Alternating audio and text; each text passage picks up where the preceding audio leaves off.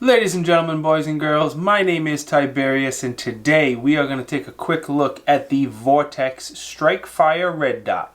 Let's go.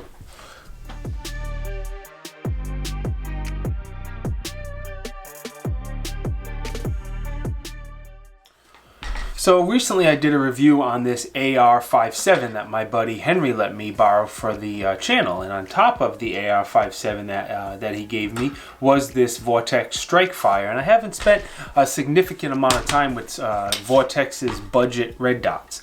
I've shot a Razor 1-6 a ton, which is absolutely beautiful, but not too much with their basic red dots. So I said, while I'm doing the review of the AR-57, I might as well do a review of the Strike Force. And it's a nice little basic red dot. Let's dive up close, and it has a couple unique features that I want to go over with you guys. In Tiberious fashion, let's start at the bottom and work our way forward. The mount is pretty nice. It is a toolless design, very easy to take on and off. It is a lower 1/3 co-witness. And it pushes the optic forward. It's a cantilever mount, which is nice if you want to run backup irons or a magnifier back here. It gives you a little bit extra room with this mount.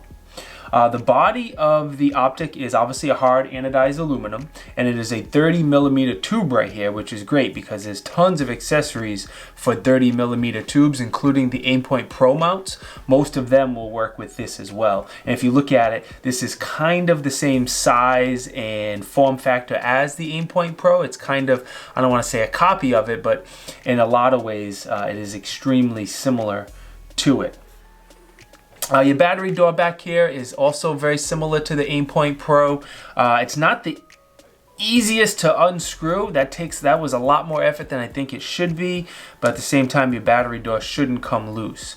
It is not tethered, so be very careful not to lose the cap. It is O-ring sealed. It takes a CR2, one of these little guys, not a CR123, so they're not quite as popular as a CR123, and they're not quite as powerful.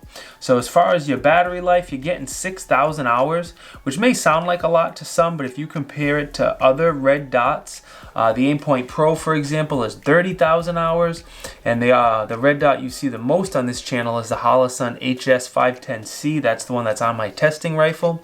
That one is 50,000 hours, so that has a huge battery life. The size of the dot is 4 MOA, so it's slightly larger than most red dots commonly. Most commonly, you're going to see a 2 MOA dot. Isn't a huge deal. A lot of people would like that for close up. A lot of people prefer the big dot for close quarters. Just keep in mind, if you choose to run a magnifier back here, a 3x magnifier is going to make that 4 MOA dot into a 12 MOA dot. And a 12 MOA dot is pretty big. Not saying it's a bad thing, but it is a very large dot. At 100 yards, it's going to cover up roughly 12 inches of the target. So it's not a bad thing, just something to keep in mind. One of my favorite features on this dot, like I mentioned earlier, is being able to switch the red dot to a green dot. Now, certain people, certain eyes, they pick up green much better and much easier than red, so you can toggle back and forth. The way the controls work, they are rearward facing, so they face the shooter, which is good. If you hold the up arrow for 5 seconds, that turns the optic off. If you give it a quick press, that turns it back on. If you hold the down arrow for 5 seconds, that will switch from a red dot over to a green dot. So let me get this lined up. Obviously, the front battery lens is closed. That's why it's black around it. Let me see if I can hold this down for 5 seconds. And there you go. Now you have your green dot. The optic has a 12-hour auto shut-off feature, so it's going to turn off automatically after 12 hours for you. And to be honest, these buttons are not great. It's kind of hard to know if you're pressing them or not. They're not very tactile. They're definitely not audible at all, and I'm not a huge fan of the buttons. Your brightness settings, though, you have 11 different brightness settings, and the bottom 2 being night vision compatible. These 2 flip-up caps do come with the optic. If you're into that, if you want them, they're there. I typically throw mine away. That's usually the first thing I do when I get a new red dot. Both your windage and elevation adjustments are protected, so nothing happens to them. You have, let me show you. You have this bump up right here to help protect them. Your Windage is obviously here on the side, your elevation is on top. They have 100 MOA adjustments, so quite a bit. And then each adjustment, each click you make is a half MOA adjustment. The cap has the tool built into it to make the adjustments. You could use probably a empty shell or a flathead screwdriver, or simply use the cap. And as you see, the cap is not tethered like the battery compartment, so be careful not to lose the cap. The length of the dot is about 5.5 inches and it weighs roughly 7 ounces. It is waterproof and fog proof, but I couldn't find how far down it is waterproof to. If anybody knows, please throw it in the comments so we can let everyone else know. It just says waterproof online. As far as price, you can easily pick these up for sub $200, you know, $180. I've even seen them go on sale for less. You know, they have been out for several years, so you can definitely pick them up at a good price. I'll put some links down below if you want to get more information or pick one up. They are Amazon affiliate links, so it definitely helps us out here on the channel, but it doesn't cost you anything extra. Let's go ahead and roll in my favorite time, which is range time. All right, let's check this dot out. Oh, sighted in perfectly. First 3 shots. I love it, shooting at 100 yards. Didn't have to sight it in. Perfect. Let's try the green now. Come on. Ah, there we go. Buttons suck.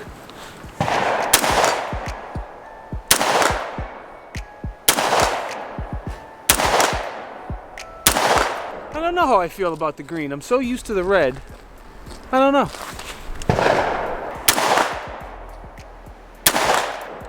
Hit that tiny plate at 100 yards though.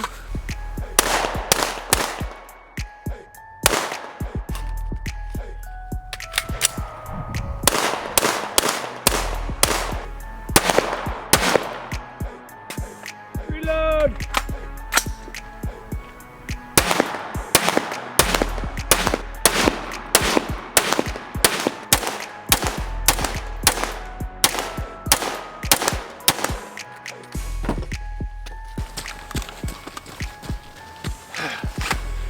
Whew. A little bit more tired.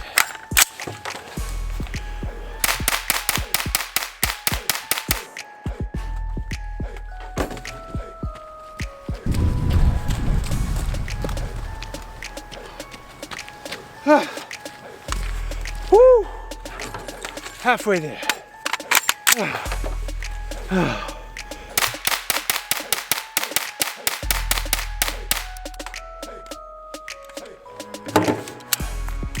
Oh, malfunction.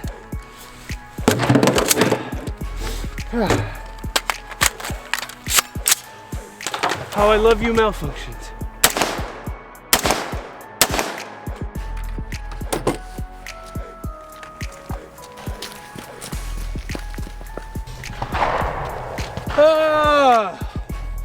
Last run.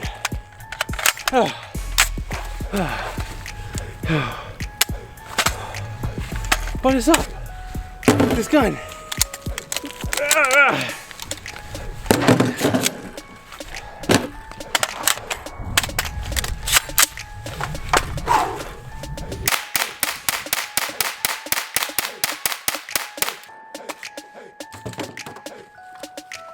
Overall, I think the Vortex Strikefire II is a nice little red dot. As far as pros, the price is going to be the biggest one. You can easily get these, like I said, less than $200. The ability to switch the dot from red to green is kind of cool. And Vortex's lifetime unconditional warranty is legendary, and it is a very good warranty. The biggest con I can think of is the buttons. Like I mentioned a few times, the buttons are not great. They're very hard to push, and you can't quite tell if you are pushing them or not. They're not very tactile. That's going to be the biggest con that I found with this red dot. Personally, if I was going to get a red dot in this price range, I do prefer the Holosun HS510C, which you have seen a bunch, and I've done a review on. Between the solar panel and the donut of death reticle and the huge field of view, I do prefer that one slightly over this one. If budget is not as much of an issue and I was looking for a red dot with this form factor, I would go for the Aimpoint Pro. I know it's twice the price, but it has a much better battery life and it has a much better reputation. Not that this has a bad reputation, but Aimpoint makes one of the best optics on the market. Anyway, thank you very much for watching my review. As always, it is truly appreciated. If you could, do me those two quick favors. 1, click the like button. 2, click subscribe. This way you get notified when we come out with new videos. I will see you all next time. Peace.